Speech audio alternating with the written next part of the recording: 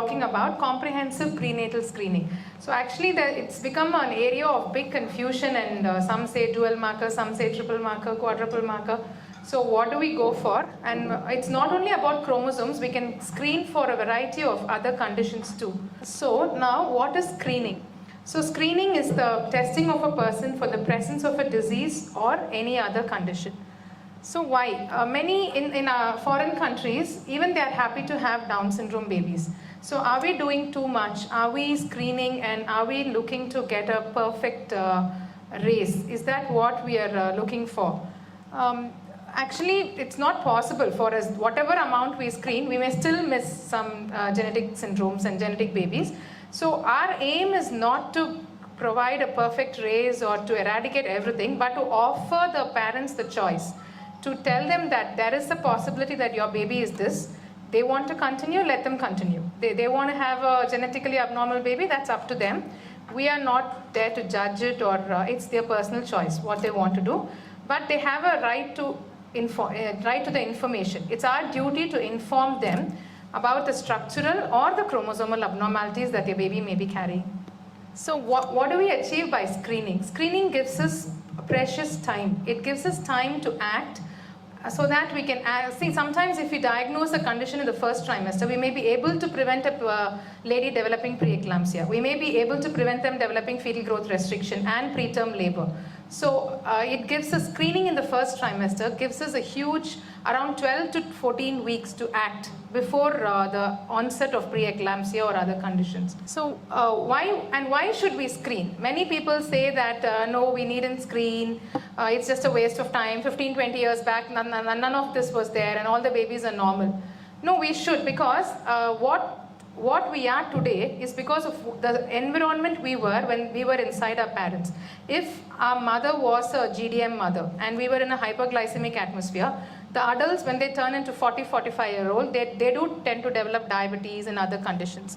So we can, and moreover, we can do something to prevent it. What we do now will impact the outcome. How do we go about it? Screening is the tool for prediction. And then when do we screen? We need to know when we do what test. So there is the hypothesis called the Barker hypothesis, which was put forward by David Barker.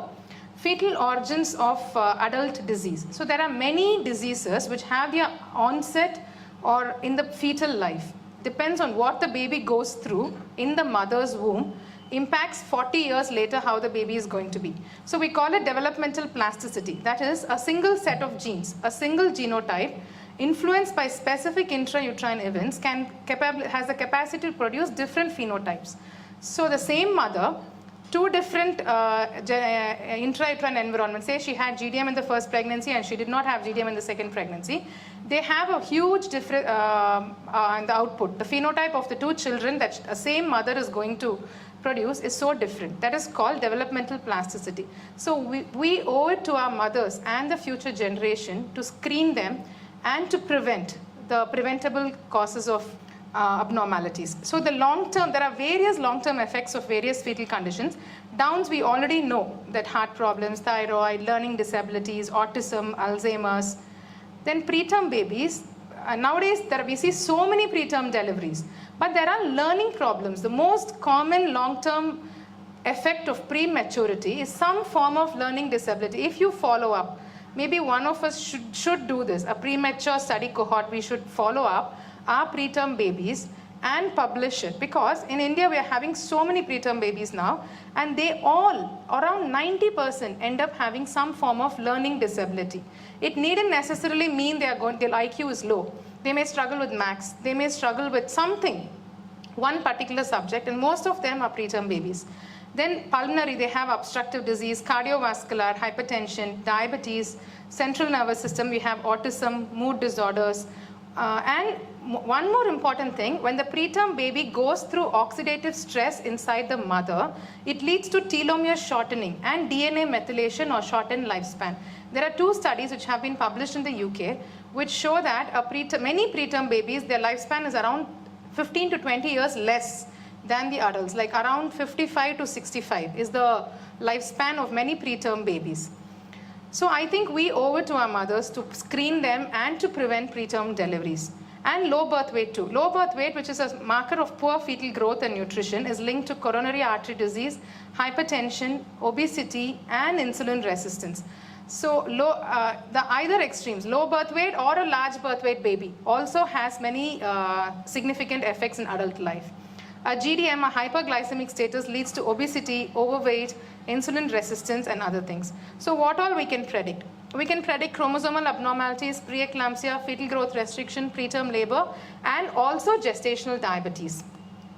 So when and how? This is based on the RCOG guidelines. Chromosomal abnormalities are best screened 11 to 13 weeks. Preterm labor, again, at least before 24 weeks, we need to do a transvaginal assessment of the cervical length. And preeclampsia, again, the first trimester is the best time to predict early onset preeclampsia or a late onset preeclampsia, and fetal growth restriction and gestational diabetes mellitus too. So first we'll go to chromosomal abnormalities. So how are we screening? We have two options, ultrasonography and biochemical screening. I'll go to the NT scan. So a very good NT scan is the basis for a good first trimester screening. So we may in your practice, I don't know how many of you have faced, the NT scan would be normal, the biochemical markers would be normal, but we ended up having a Down syndrome baby. Maybe the NT scan was not done properly, or we do not know. Or so a perfect NT scan would have a mid-sagittal view with the nasal bone and the nuchal lines clearly marked out, and the zooming should be only up to the cardia. It should not be beyond that. And then tricuspid regurgitation or ductus venosus can be taken. A tricuspid regurgitation should have the cardia, 4-chamber cardia, and zoomed enough. And a perfect CRL is also very important in the risk calculation, and a ductus venosus flow. So let us come. So what are the soft markers we see in the NT scan? We look for the absence of nasal bone, reversed A wave in the ductus venosus, and tricuspid regurgitation. Many of us, I realize, we tend to ignore these findings. It's okay, nasal bone. Yeah, say 100, if we say 100 babies with absent nasal bone, 96 may turn out to be normal, but we may pick out 4 cases of chromosomal abnormalities. So absent nasal bone is seen in 60% of chromosomally abnormal babies and 2.5% of normal adults. Reversed A wave is seen in the ductus venosus is seen in 66% of chromosomally abnormal babies and 3% of normal people also. Tricuspid regurgitation is seen in again 55% of chromosomally abnormal babies and 1% of the normal adult population also. Then we go to the biochemical markers. I'll go through them quick. We have many markers now. Beta HCG and PAPA is what we commonly do in the dual marker. So beta HCG is produced by the trophoblastic cells of the placenta. As we all know, it is increased in T21, preeclampsia, molar pregnancies, and say we have given HCG to the patient injection, then it would come out as a false positive.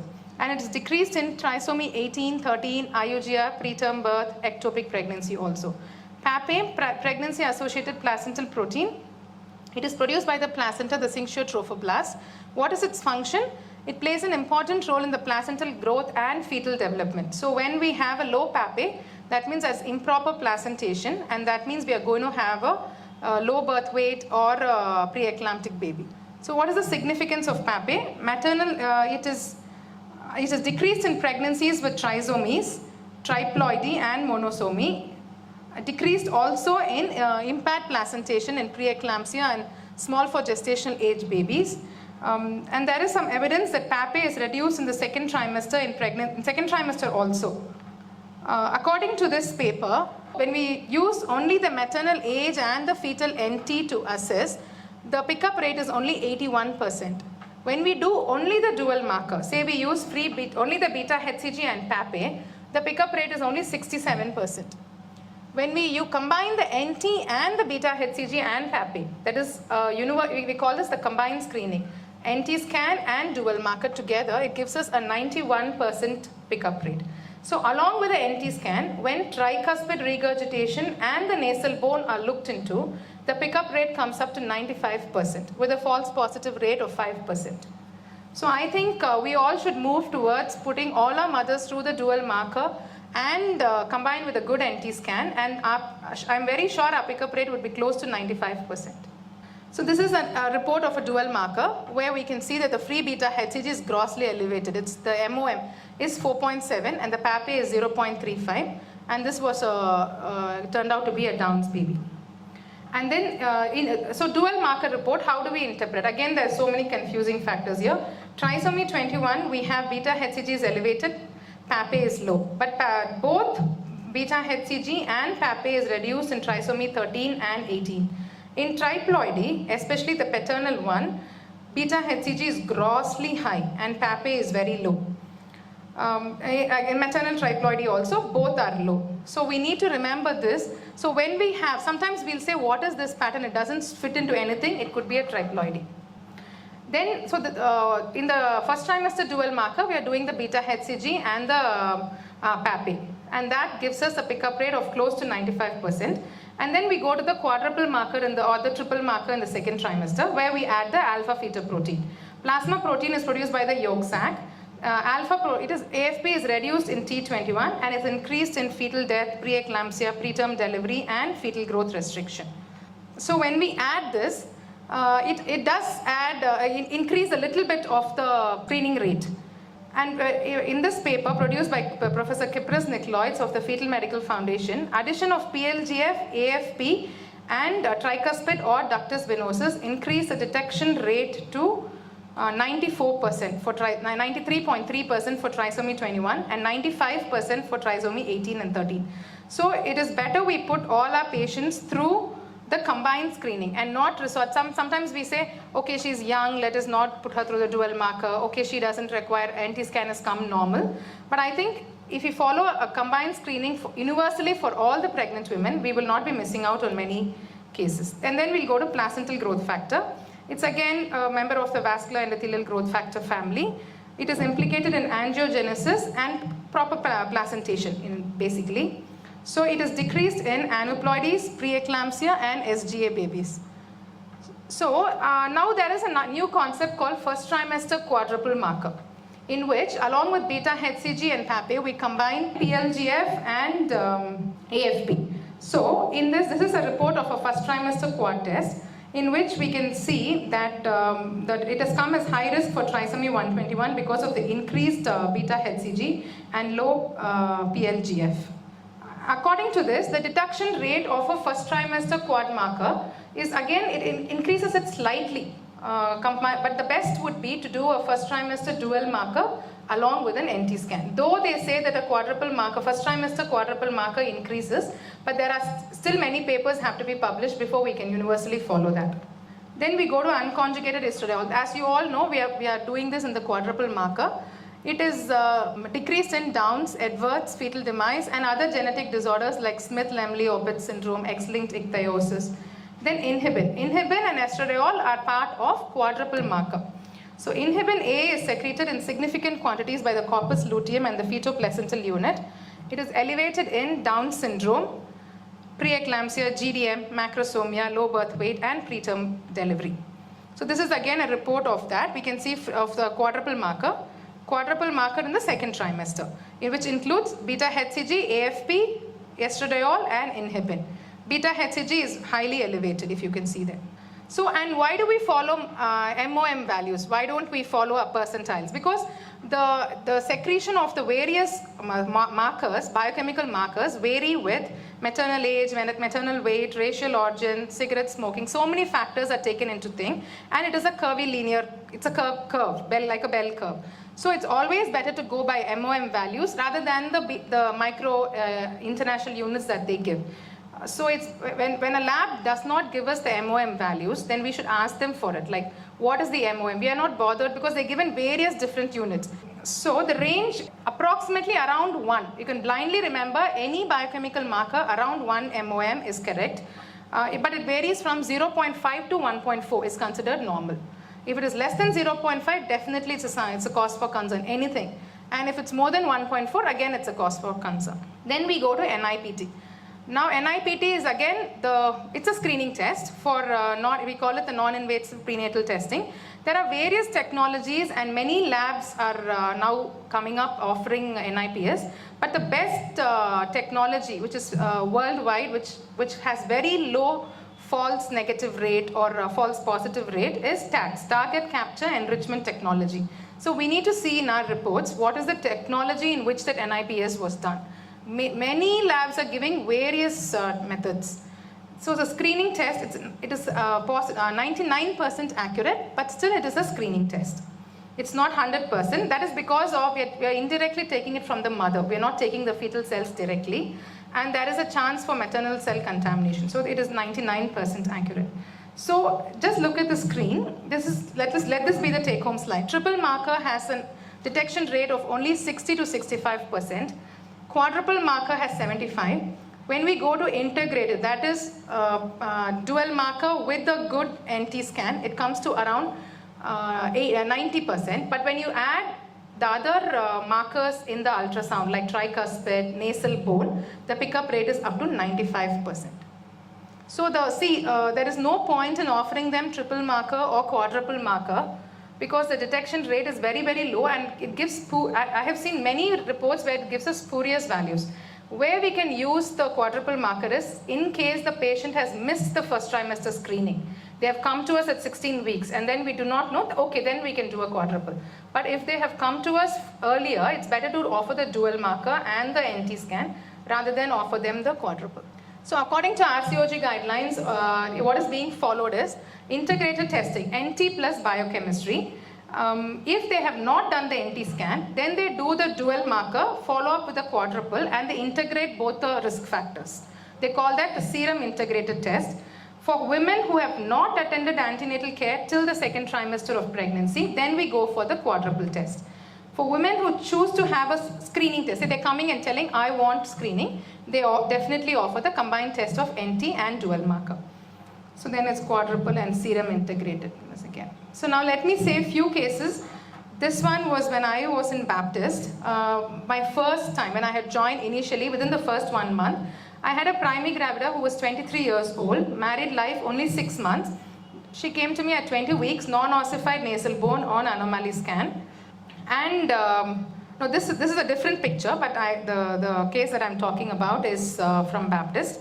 So it was non-ossified nasal bone on the scan, and they agreed to go for amniocentesis, and it came as Downs, trisomy 21.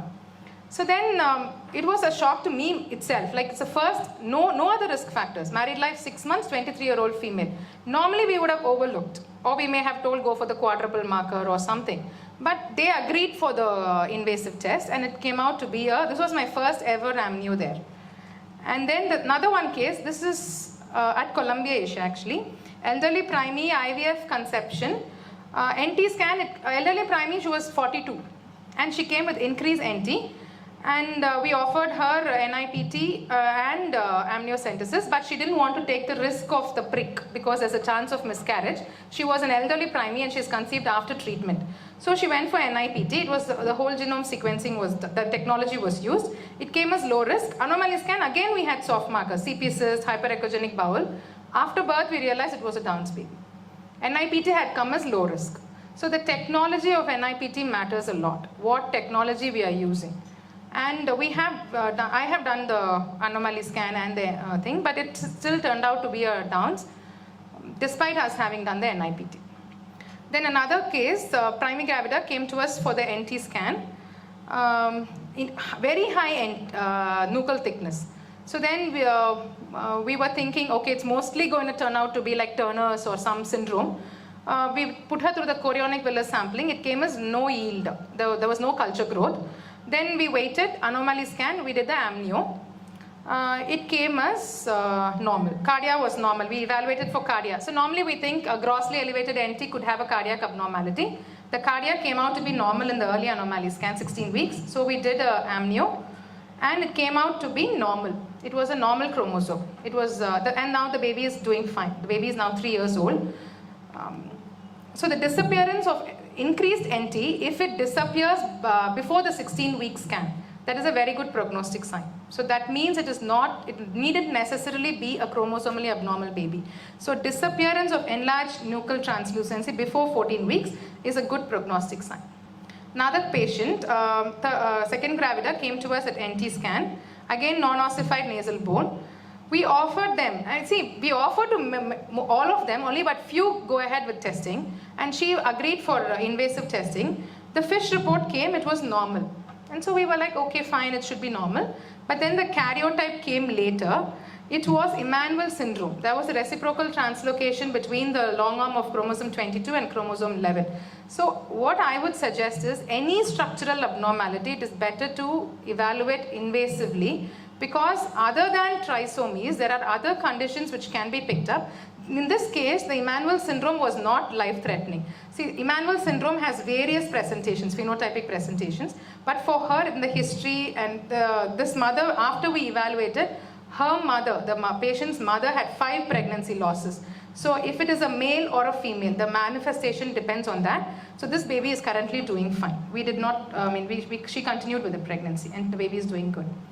So now we have done with chromosomal abnormalities. We'll go to prediction of preeclampsia. So how we can predict maternal characteristic, and most importantly, we need to do the mean arterial pressure and the uterine artery mean PI during the NT scan. So if the NT scan doesn't have a uterine artery mean PI, you have to make sure that you get it done again, or you send the patient back and ask them for a mean uterine artery PI, because it is very, very significant.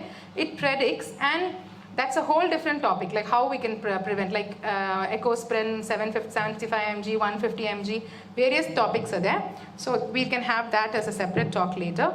But mean uterine artery PI in the NT report is very, very important, and we can combine it with a dual marker. Placental growth, if the PAPA is low, then it is a significant risk factor for developing preeclampsia or SGA baby.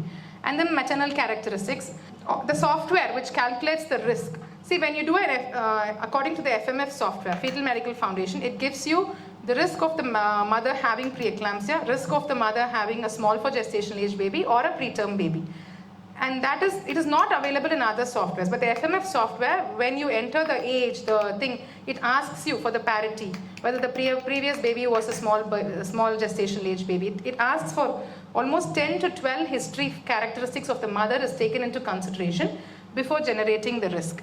Medical history, whether the mother is diabetic, all that is taken into. Then obstetric history, parity, age of birth of previous baby, previous history of preeclampsia in the mother, all that is taken into. Then the physical measurements that we need to take are height, mean uterine artery PI, and mean arterial pressure. Mean arterial pressure is nothing but measuring the systolic blood pressure and the diastolic pressure, and we use a formula, -/2/3. That's a formula for mean arterial pressure. Many centers do not use this, but when we add all of it, the chances of us missing cases are very low. So this is how, from the cervical internal os, you need to move sideways to look at the uterine artery mean PI. The left and the right have to be taken. See, if you can see there, that is the internal iliac, and that is the perpendicular bifurcation of the uterine artery. This is where you do it in the second trimester. The biochemical markers are PAPA, PLGF. Both PAPA and PLGF will be low. SFLT will be increased. So what is SFLT? Soluble FMS-like tyrosine kinase, which is very specific for preeclampsia. So SFLT-PLGF ratio is calculated. The concentration of SFLT is increased in the placenta and serum of women with preeclampsia. So this paper suggests that SFLT1 and PLGF ratio of 38 or lower, if the SFLT-PLGF ratio is 38 or lower, you can be rest assured that she's not going to have preeclampsia. Then the detection rate, when you combine, this paper was published by Mr. Poon et al. Maternal features, mean arterial pressure, uterine artery PI, PLGF and PAPA. That is dual marker and a good NT scan. 93% detection rate we have of preeclampsia. It helps us to predict it in the 11th week to 12th week itself. So we can start them on various drugs and prevent the outcome. As you all know, preeclampsia, what are the dreadful outcomes of it? So early onset preeclampsia has a 95%, close to 95% pickup rate. Late onset is not so much, 65% pickup rate. Then fetal growth restriction, again we all know what is FGR, less than 10% of the estimated fetal weight. So what is the pathology? Faulty placentation. Screening is exactly like that. You do a good NT scan along with dual marker. And this is the adverse effects of having a fetal growth restricted baby. Long-term outcomes of obesity, hypertension, type 2 diabetes. So prediction is again mean arterial pressure, ultrasound parameters and the biochemical markers. So the risk is inversely related to beta HCG and PAPA. And in NT scan, I personally have seen this, lower the NT, the higher the chance of the baby turning out to be fetal growth. Sometimes when you're measuring NT, we hardly are able to get it to 1 mm. And we're like, what is this, 0.8, 0.9? And then when we follow up, any NT which comes less than 1, 1.2, 1.3, that's quite common, but 1, 0.9, that is directly linked to fetal growth restriction, a low NT. Then again, the RCOG green top guidelines for small for gestational age. So if the PAPA is less than 0.4, it's a major risk factor for a SGA neonate. Abnormal uterine artery Doppler at 20 to 24 weeks and subsequent normalization is still associated with an increased risk. So sometimes we think, okay, now the uterine artery PI has become normal. No, but it is still associated with an increased risk of SGA. And what we should do when we pick up, offer them serial ultrasound screening so that we can intervene with umbilical artery Doppler. Preterm labor, as we all know, it's such an expensive affair, the NICU care and everything. It costs humanity and there is no treatment absolutely for premature babies. Once they are born, they are premature babies all their lives. They have so many complications, there is absolutely no treatment for it. Tons of morbidity, and only one tool we have, there is a transvaginal screening of the cervical length. So you put the patient through the risk factor chart. We all know what are the risk factors for having a preterm labor. Then you assess with the cervical length. Biochemical markers we are not doing in India, but it's being done abroad. Then the risk factors we all know. Low socioeconomic status, teenage pregnancy, elderly pregnancy, and so many other risk factors are there. The biochemical markers are fetal fibronectin and phosphorylated insulin-like growth factor binding protein 1. So fetal fibronectin, normally beyond 16 to 20 weeks, it should not be detected in the cervicovaginal fluid. Okay, it acts like a glue. It's actually fetal fibronectin is called the fetal glue.